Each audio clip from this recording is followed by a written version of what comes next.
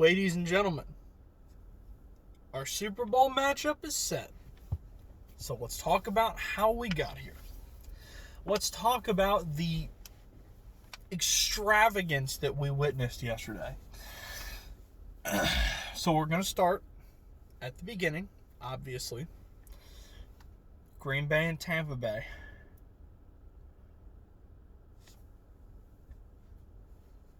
Let's get a couple things out of the way first. The penalty at the end of the game. Did I think it was bullshit? Absolutely. Was it the correct call? Yes. There was a jersey grab. A fairly obvious jersey grab. That's not why it's bullshit. Why it's bullshit is because that exact play happened, I can think of at least twice off the top of my head at other times during the game, and it wasn't called. If you're going to call a game loose, I'm perfectly fine. If you're going to let guys play and call a game loose, I'm great with it. I actually would prefer it to be that way. But keep it consistent. If you're going to call a game super tight, whatever. But keep it consistent. My problem with that flag was not that it shouldn't have been a flag, because it probably should have been a flag. My problem was they hadn't been calling the game like that. If that's how they were calling the game, they missed. I can think of it, like I said, I can think of at least 2 flags throughout the game, particularly one on Allen Lazard, where I believe it was Sean Murphy Bunting had a fistful of his jersey up by the shoulder, so much that Murphy Bunting had pulled the jersey down and you could see Lazard's black shoulder pad. Keep it consistent. Now that is out of the way, anyone blaming that loss on the bullshit penalty is stupid. Brady threw 3 second half interceptions. The Packers did almost nothing with them. The first 2 were 3-and-outs, and they punted. You got to capitalize on that. Tom Brady threw 3. I'll give you a scenario here. Here's a team goes into the championship game, goes into an unnamed team with an unnamed quarterback, goes into Lambeau Field in late January for a playoff game. Said team only gets 19 first downs the entire game. Said team is missing their 2 starting safeties against Aaron Rodgers. And said team's quarterback throws 3 interceptions in the second half. Do you think that said team would have won the game? I would have argued no, absolutely not.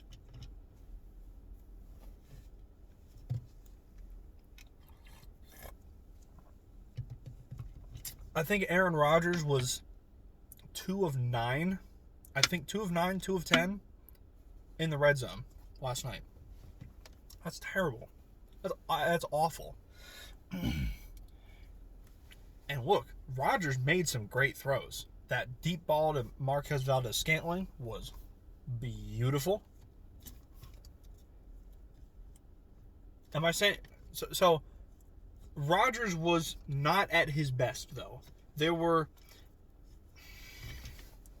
down in the red zone, and he missed Adams, 3 times in a row? Now, the one got batted, but the other 2, he just missed. He just missed the throw. The one Adams could have caught, but it was definitely a little outside. And the other one was just over his head, and it was too far in the back of the end zone.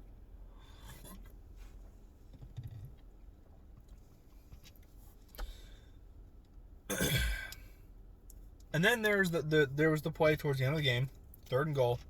Rodgers had a fairly wide open running lane. I don't know why he didn't run it. because I've seen him run that multiple times before. I've seen him make that multiple times before.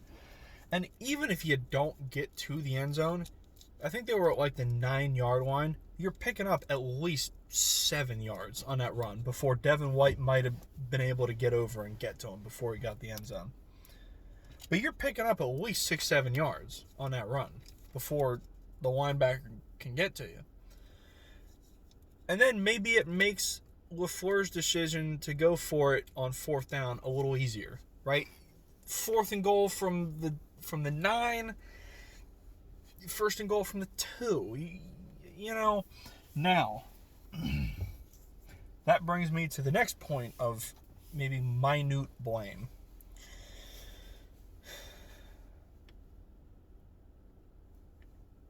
I don't think I would have kicked the field goal. I think I would have probably gone for even on 4th and 8. I mean, game on the line. Aaron Rodgers with Devontae Adams and Robert Tonyan. I think I'd have gone for it because if you screw up, they were down by 8, right? So you needed a touchdown and a 2-point. You kick a field goal, then you're down 5. You get the ball back. You can go down and score a touchdown and win the game rather than attempting to tie it.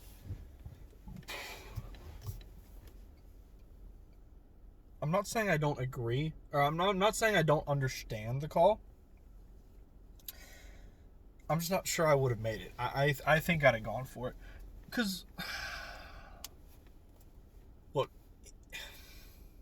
you go for it on 4th and 8, you miss it. You don't get it. Okay. Brady's got the ball then at like inside of their own 10-yard line.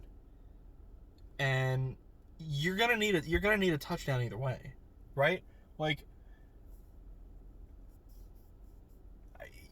you're either gonna need it would have been for a tie, and you'd have needed a 2-point, which could be annoying, but I don't know. I'm not sure because, like I said, I understand why you go for that there.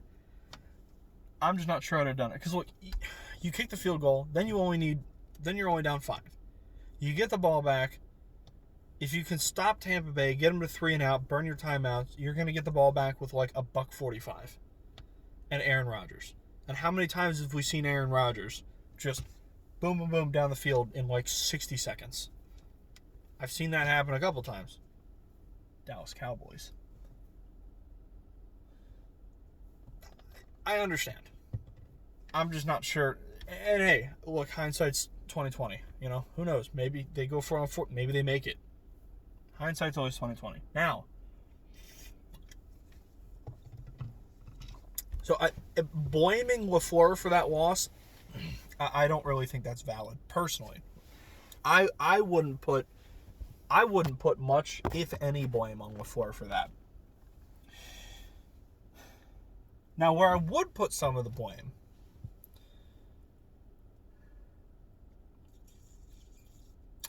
Kevin King and Adrian Amos.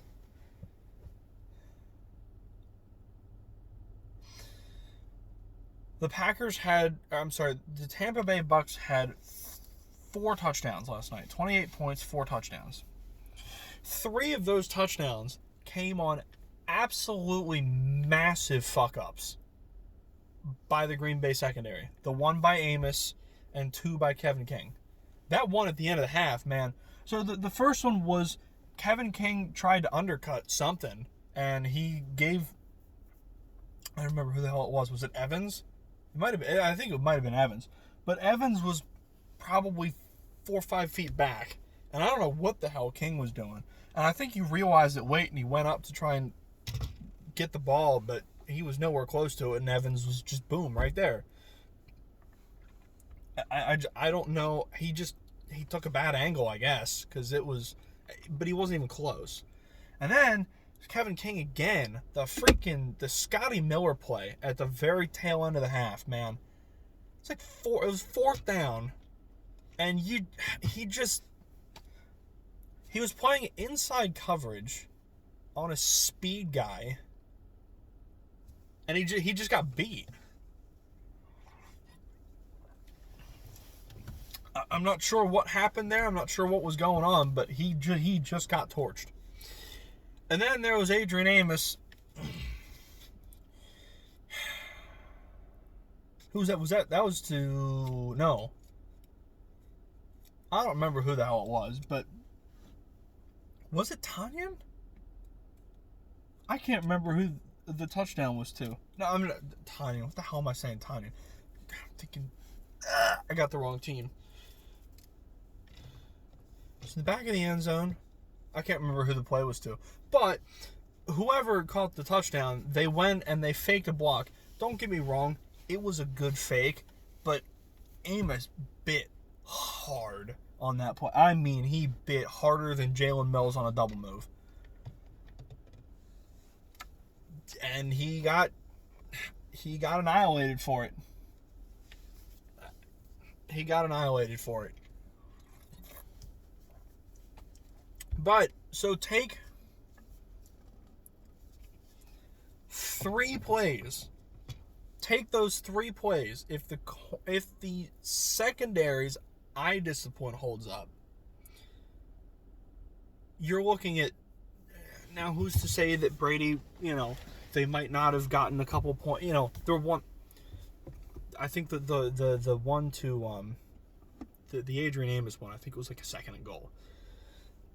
So who's to say they're not going to score a touchdown, the next play anyway? But if those 3 plays don't happen the way they do, you could be looking at a blowout Green Bay win.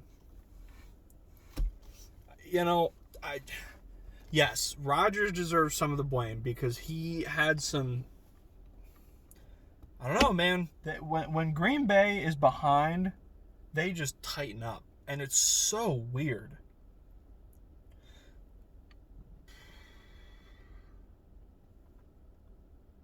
Rodgers missed some opportunities, 100%. But god damn it, those 3 plays by the... Oh my god. Oh my god. Yeah, no, that was... Again, 21 points off of those 3 plays. They happened differently? Who knows? Now...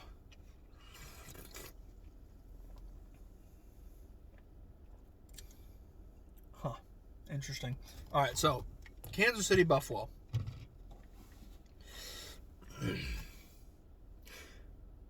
Everybody knows how good Kansas City can be. And this is what I said going into this game. Buffalo is a very good football team. But if Kansas City can play up to their full potential, then they're going to win this game.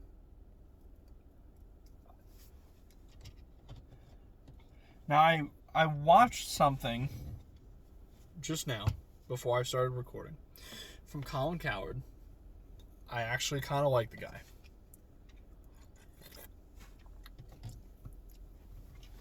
He was talking about the NBA, Golden State,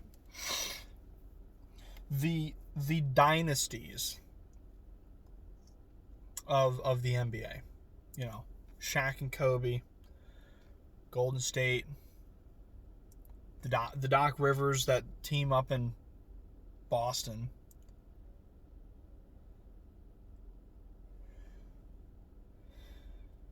Golden State with Clay, KD, and Steph.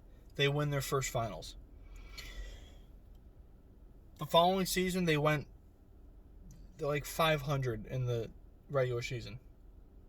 Got back to the finals and swept it.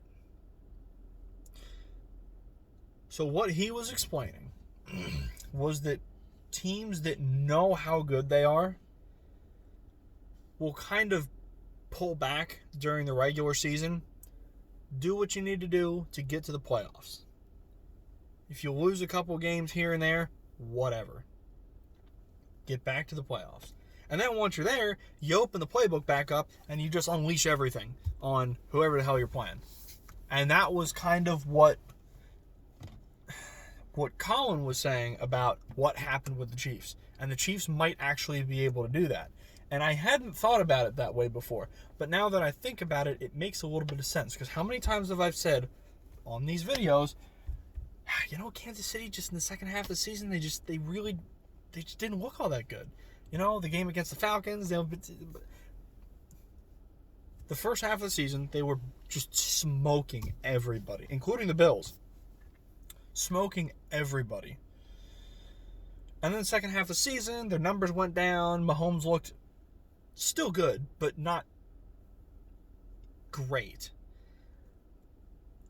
Their numbers were down. They weren't putting up as many points. They looked like they were kind of winning ugly. They were winning a lot of close games. The Dolphins, that was another game. The Panthers, prime example. But then they got to the playoffs and they just looked unstoppable again. McCall Hardman fucked up and fumbled. Outside of that game last night, following that fumble and Josh Allen's touchdown to Dawson Knox, I believe. After that, the game was never close. To me, it wasn't even that good of a game. Like, at least the Packers-Tampa game was good, because it was always close. And even though Rodgers was kind of screwing up,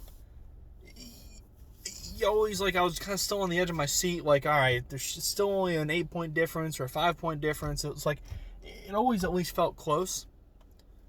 That Bills, that was never close. I mean, outside of the Hardman fumble, from then on, the game was never close at all. And it was, I don't know, just kind of got, after a while, I was just kind of like, oh, okay, really? All right, let's, wrap this game up and let me go, go to bed.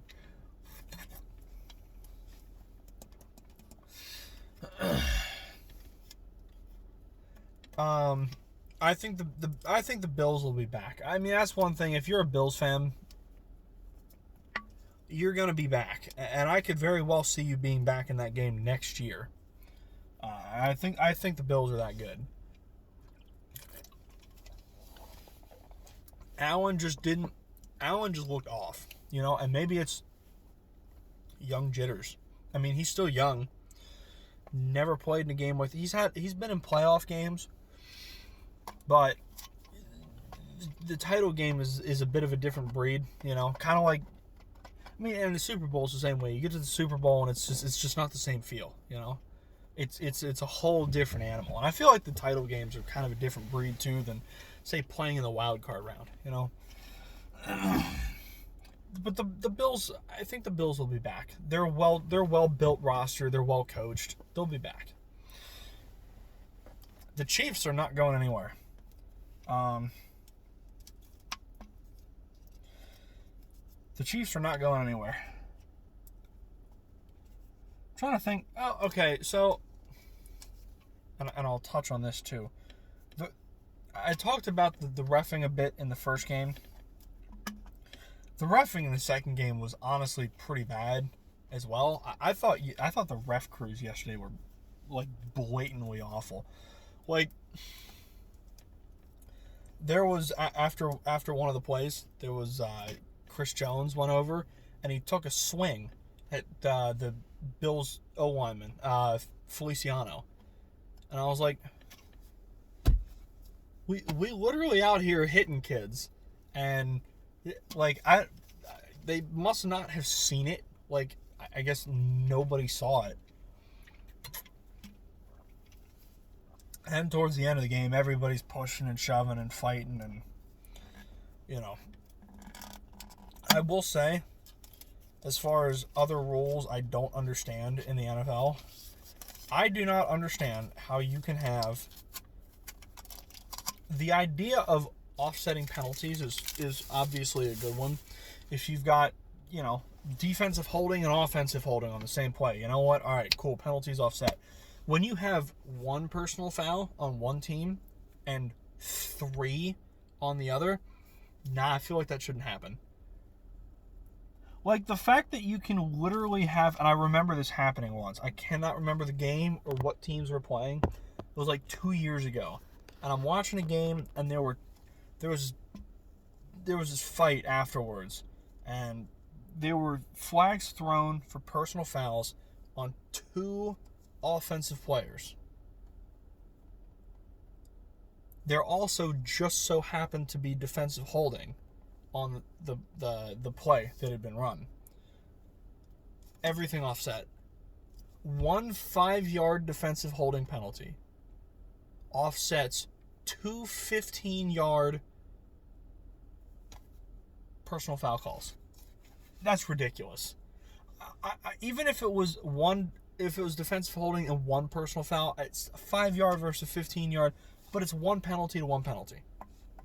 Offset, fine. But if it's 1 to 3, nah, that's stupid. Now, I'm not saying offset 1 to 1 and enforce 30 yards worth of penalty, but I feel like you should at least, enforce a 15-yard penalty. I feel like it's stupid that 1 minuscule defensive penalty can offset 3, or the other way around. If there's a false start, but then there's 3 personal foul calls for whatever reason, that shouldn't offset. 1 penalty should not offset 3. Just my opinion. There's 3 big rules in the NFL that I think are stupid. That one, the way onside kicks are done now is stupid. Either get rid of it or make it the way it used to be, because it's not even worth. The Bills got one last night, and everybody was talking about how incredible that was. And they gave numbers for their success, and it's like nothing. And the other one I think is really stupid is the holding calls. Defensive is 5 yards. Offensive needs to be 5 yards as well. Offensive holding should be a 5-yard penalty.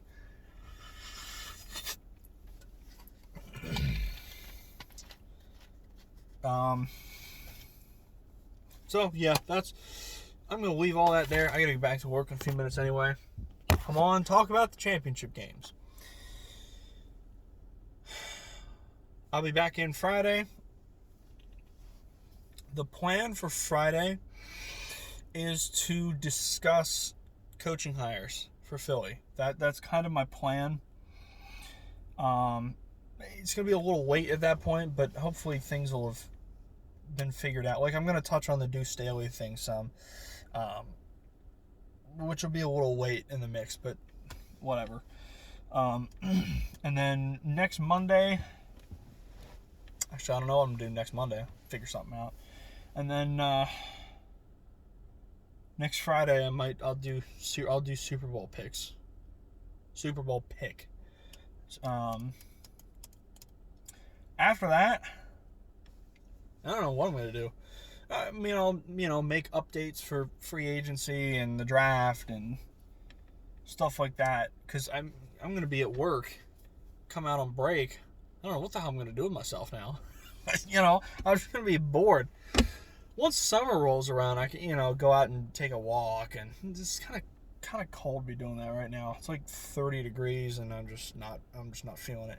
But like in the spring or something, I can just go out and take a walk, and But I'll try and do, something for the draft, a couple free agency updates, and yada yada. Now that I have, like I said, a block of time to do it, I don't have schoolwork hanging over me and this and that. So yeah, we'll keep you updated there. But at the very least, I can tell you I'll see you back here on Friday for my thoughts on Eagles coaching moves. And I might touch on a couple of the other head coaches that have been hired in the NFL so far. With all of that, I'm going to let you go and get back to your day, and I will talk to you on Friday. Have a good week, everybody.